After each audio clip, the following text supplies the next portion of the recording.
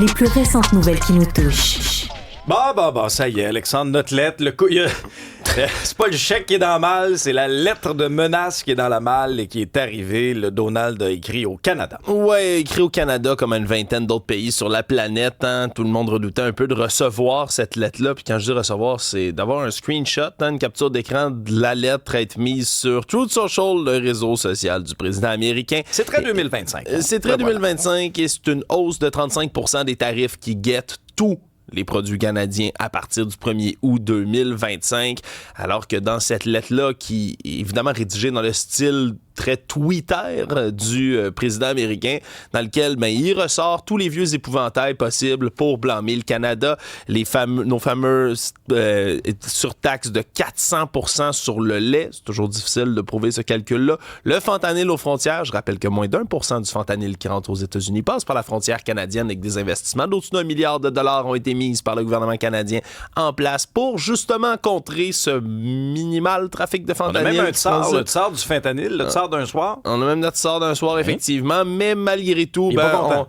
Il est pas content, ressort ses épouvantails et donc met 35% de tarifs dès le 1er août prochain.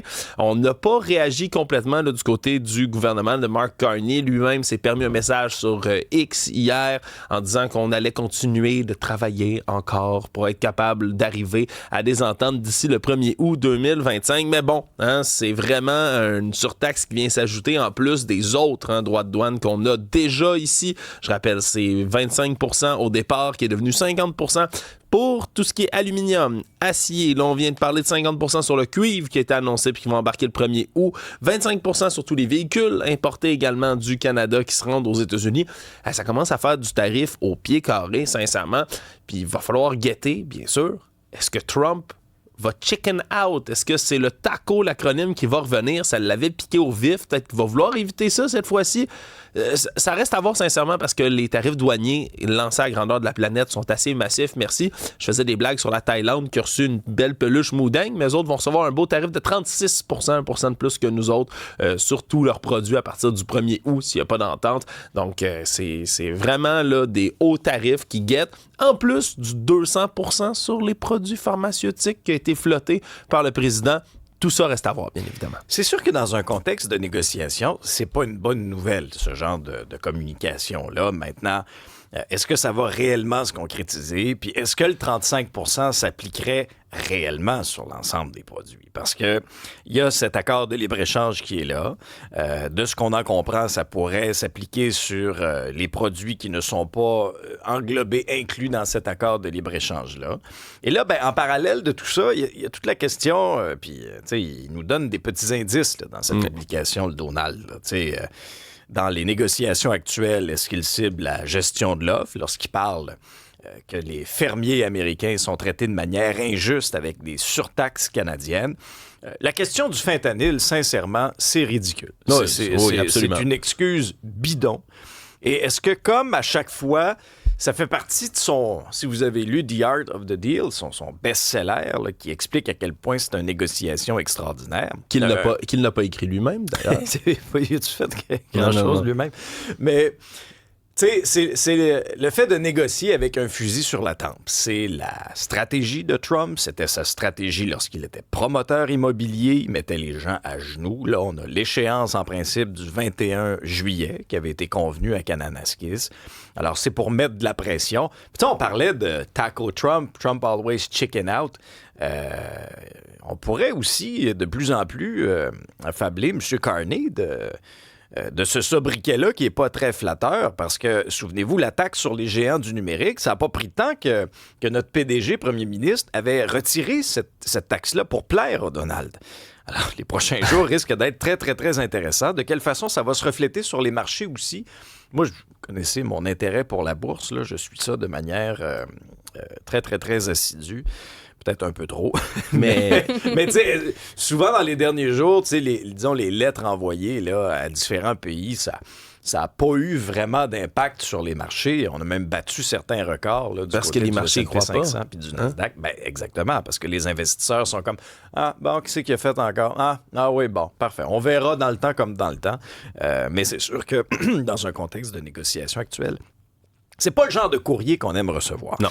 Parlant du président américain, on apprend ça dans le journal ce matin, Alexandre, il y a un policier de la GRC qui est sous enquête criminelle en ce moment pour des menaces qui auraient visé le président pendant le G7 à Kananaskis. Oui, c'est ce qu'a appris nos collègues du bureau d'enquête qui voient qu'un policier québécois de la GRC en ce moment fait l'objet d'une enquête criminelle de la part de la GRC dans le cadre du G7 à Kananaskis le mois dernier.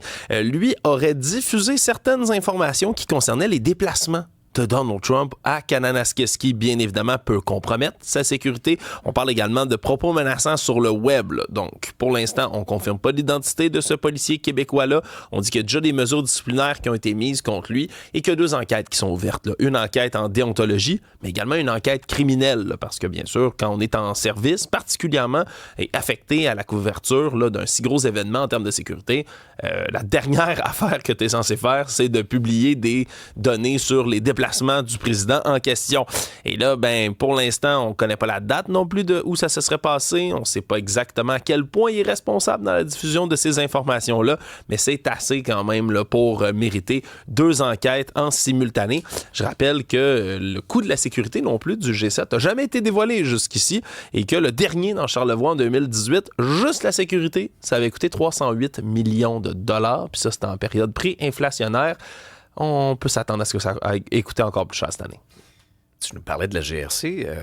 Lion électrique serait dans leur mire. Oui, là, c'est Radio-Canada qui apprend ça aujourd'hui en disant que Lion électrique a beau être sauvé de la faillite, mais il y aurait une enquête policière de la GRC qui serait ouverte alors qu'on examinerait les informations selon lesquelles on aurait pu induire en erreur les marchés financiers ainsi que les différents investisseurs de Lion électrique.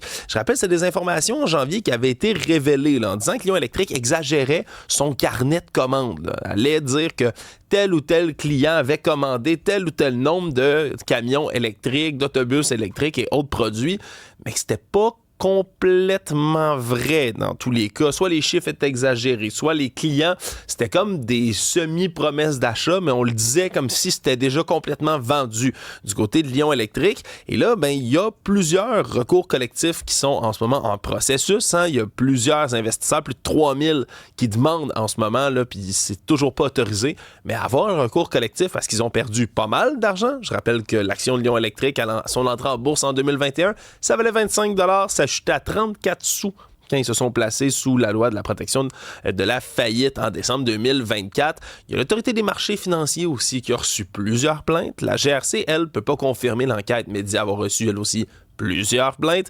Donc, c'est pas la fin des ennuis pour Lion électrique, même s'ils sont rachetés, je rappelle, pour une poignée de change à 6 millions de dollars, alors que les gouvernements du Québec et du Canada en ont perdu 227 des millions dans cette aventure-là. On va suivre, bien sûr, cette enquête, s'il y a bien enquête, de près. Ah, les grèves, c'est dans l'actualité de... pratiquement chaque semaine. Et là, ben, le ministre Jean Boulet exclut pas de devancer l'entrée en vigueur du fameux projet de loi pour mieux encadrer le droit de grève. Oui, le projet de loi 89 qui a déjà été adopté, soit dit en passant, au mois de mai, mais là, son entrée en vigueur c'est supposé se faire le 30 novembre prochain. Mais là, devant toutes les grèves qui viennent se multiplier au Québec, là, hier, je vous parlais de la traversée Matane-Godbout, par exemple, là, où il y avait encore une grève, puis une grève qui risque de s'étirer sur longtemps, puisqu'on alterne entre les employés du bateau, les employés du quai. Pendant les vacances, d'ailleurs, question d'aider l'économie touristique régionale. Ben oui. Puis tu sais, si on résume... Exact. Puis si on résume même les dernières grèves, là, il y a la RTC à Québec, en plein Festival d'été de Québec. La STM. La STM, juste avant le Grand Prix et après. On pourrait parler de la CEPAC. Ça a été évité de justesse, mais la CEPAC a failli entrer en grève pendant toutes les vacances estivales aussi. Les paramédics. Les paramédics également, présentement. Il y a eu des grèves de CPE plutôt cette année. Je pense qu'on pourrait passer la journée sur ces grèves-là. Mais là, on pourrait le devancer du côté du ministre Jean Boulet. On peut l'écouter alors qu'il était en entrevue là, sur les ondes de LCN avec nos collègues hier. Je constate qu'au Québec, il y a beaucoup de conflits de travail qui causent des préjudices importants ici à la Ville de Québec, à la population et particulièrement aussi à Montréal. Et c'est une option qui n'est jamais exclue. Jamais exclu, donc ce serait dans quel échéancier, de quelle manière on s'y prendrait pour devancer tout ça? C'est des questions qui restent en suspens. Je vais vous rappeler une statistique, OK? Le Québec représente quoi, à peu près 23 % du poids de la population au Canada? Oui. 91 % à peu près, au-delà de 90 %, disons, pour arrondir, des grèves au pays sont au Québec. Quelle fierté. Alors, moi, je m'adresse aux leaders syndicaux ce matin, puis je leur pose la question, comment vous pouvez justifier ça? Sincèrement, là, objectivement, là, regardez-nous droit dans les yeux, là, comment vous pouvez justifier qu'au-delà de 90 % des grèves au Canada sont au Québec depuis les dernières années? Expliquez-nous ça. Est-ce que c'est parce que vous êtes très, très bon pour craquer votre monde puis les faire monter d'un rideau en mettant les attentes là, à la barre, malgré le contexte économique très difficile, malgré la capacité de payer du gouvernement des entreprises, que vous êtes très, très bon pour les craquer puis les faire monter d'un rideau, puis après ça, vous êtes plus capable de faire descendre des rideaux de votre monde? Expliquez-moi ça, cette logique-là. Plus de 90 % des grèves au Canada sont au Québec ces dernières années. Et dans ce cas-ci, juste un mot là, par rapport à ce qui se passe à Québec versus la grève à Montréal à la STM. OK? Au moins à Montréal, là, les syndiqués ont eu la présence d'esprit de dire « Regarde, on va pas faire exprès pour écœurer le monde pendant le Grand Prix. » On sait, l'édition actuelle du Grand Prix était très, très, très importante pour la survie de l'événement.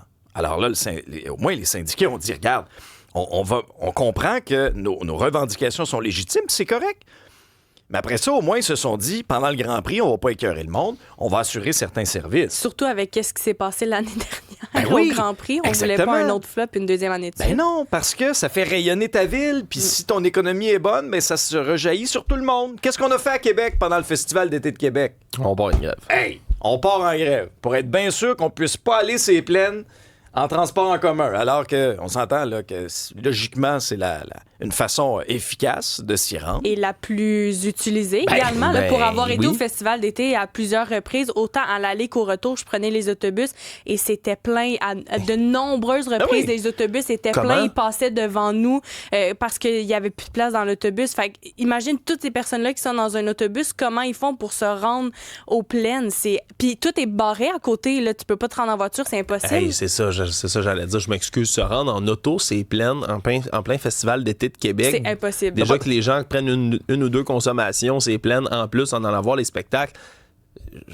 Voyons. Faut au moins que tu te stationnes à 30 minutes de marche minimum pour pouvoir te rendre.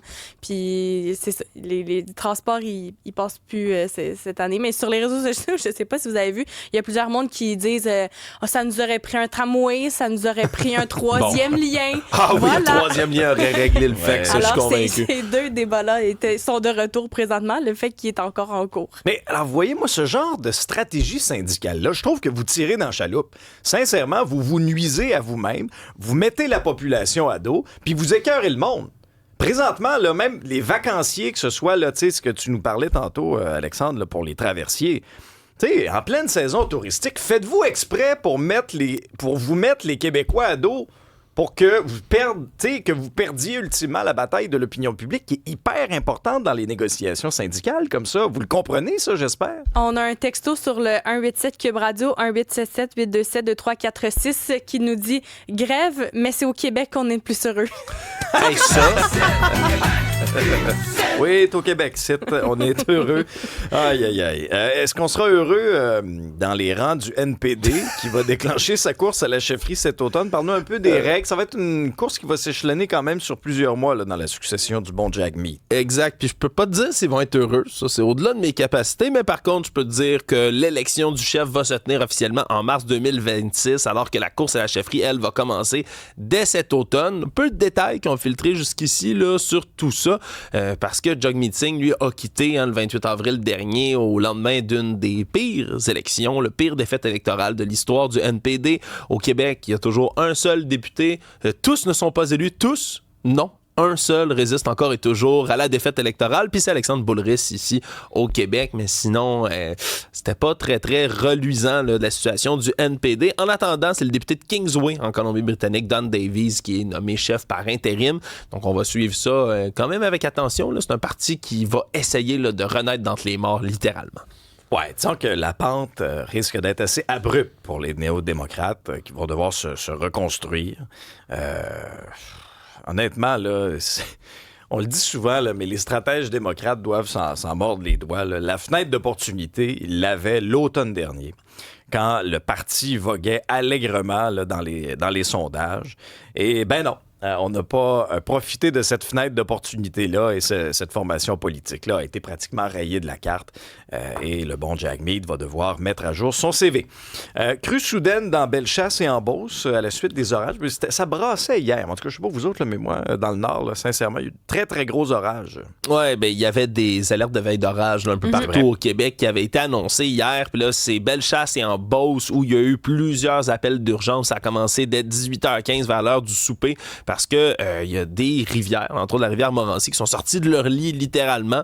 Ce qui fait en sorte que là, on a eu toutes sortes d'appels, même l'état d'urgence dans la municipalité de Lac-Etchemin qui a été déclenché à Saint-Georges-de-Beauce. Il y avait des avertissements d'orages violents puis des risques de crues soudaines un peu partout parce que les précipitations, c'était pas juste d'hier. Il faut comprendre que les sols étaient gorgés d'eau. Il y a plu à plusieurs endroits cette semaine, puis surtout des bons volumes, là, même s'il n'y avait pas de la pluie en permanence, ce qui fait en sorte qu'il y avait plusieurs crues soudaines là, qui ont été observées, plusieurs routes également là, qui ont été fermées au cours de la soirée hier. Ce matin, ça semble rétabli là, dans la plupart des endroits, même s'il y a toujours là, des rivières qui sont sous surveillance.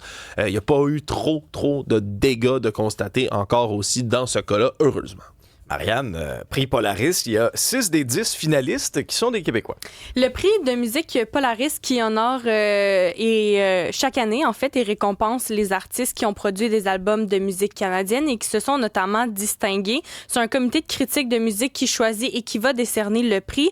Et la liste des candidats finalistes a été dévoilée hier. Et là, on apprend que le talent québécois fait rayonner. Comme tu dis, 6 des 10 finalistes sont des artistes du Québec. On a Bibi Club, qui est un duo composé d'Adèle Trottier-Rivard au chant, au clavier, Nicolas Basque à la guitare, qui sont nommés pour leur album indie pop Feu de garde. Lou-Adrienne Cassidy, qu'on connaît très bien pour son album Journal d'un loup-garou. Population 2, qui est un trio chant, batterie, guitare, clavier, qui sont nommés pour Maintenant Jamais. On a Ribbon Skirt pour Bite Down, Yves Jarvis pour All Cylinders et Marie Davidson pour son album de musique électronique. Donc, c'est vraiment plusieurs styles de musique qui ont été sélectionnés pour le prix de musique Polaris. Et ça va être annoncé et remis le 16 septembre pendant une cérémonie au Massey Hall de Toronto. On va avoir aussi des prestations de 9 des 10 finalistes, mais c'est dans quelques mois là, déjà qu'on va apprendre l'identité du ou de la gagnante. Et Alexandre, au sport, il y a des défenseurs qui changent d'adresse dans la Ligue nationale de hockey. Oui, on ne suit pas juste ce que le Canadien de Montréal fait. Là, quelques défenseurs, entre autres du côté des Stars de Dallas, qui ont échangé là, le défenseur Matt Dumba au Penguins de Pittsburgh en retour de Vladislav Kolyachoknov et un choix de deuxième tour en 2028 parce que Matt Dumba, ça n'a pas vraiment fonctionné avec les Stars. Il avait signé pour 2 saisons 7,5 millions de dollars, un assez gros salaire. Et pourtant, on l'a laissé de côté pour tous les matchs éliminatoires que les Stars ont joué là, jusqu'en demi-finale, en finale de l'Ouest. Là, donc, c'est assez cher payé pour un joueur que tu laisses sur le banc. Et du côté des Maple Leafs de Toronto, on s'est débarrassé du vétéran Ryan Reeves aux Sharks de Chicago hier. Ryan Reeves qui avait signé, lui, un contrat avec les Leafs à l'été 2023. Puis, on peut le montrer à l'écran en background, Jean-François. C'est à peu près le seul moment fort pour lequel on a vu Ryan Reeves, alors que ça arrive un peu plus tard dans cette vidéo. À peu près un des seuls moments où on a vu Ryan Reeves, c'est quand il s'est battu avec Arber Xhekaj dans ce match qui s'était déroulé en octobre 2023. Je rappelle qu'en 912 matchs dans la Ligue nationale, il y a 63 buts, 74 aides, 1100 minutes de punition. Oui. Alors, on voit le combat ici. Petit ajout au sport, parce qu'on parle beaucoup de la question du deuxième centre avec le Canadien de Montréal. Il y a Kevin Dubé dans le journal ce matin qui signe un papier intéressant et pose la question suivante. Et si c'était Zachary Bolduc, le deuxième centre du Canadien? Dans le cas de Zachary Bolduc, la nouvelle acquisition de Kent Hughes et Jeff Gorton, lui... faut remonter là, à l'époque là, de la Ligue, de la LHJMQ, là, la dernière fois qu'il a évolué au centre. Mais ça a l'air... Donc, 2020-2021, Océanique de Rimouski, c'était à ce moment-là la dernière fois qu'il a joué au centre. Mais ça a l'air que l'état-major du Canadien lui aurait demandé de peaufiner ses mises au jeu cet été. Est-ce qu'on va l'essayer au centre? Alors, plutôt que d'avoir Newhook ou encore Dak, est-ce que ça pourrait être Bolduc, le deuxième centre? En tout cas, il y a un témoignage de Patrick Roy, qui l'a bien connu, qui l'a dirigé dans le junior avec les Remparts. Et il s'est confié d'ailleurs à notre collègue Kevin Dubé du Journal. Et il est sans équivoque par rapport à Bolduc. Les gens vont l'adorer. Ça promet. J'ai déjà hâte de le voir dans l'uniforme du Canada.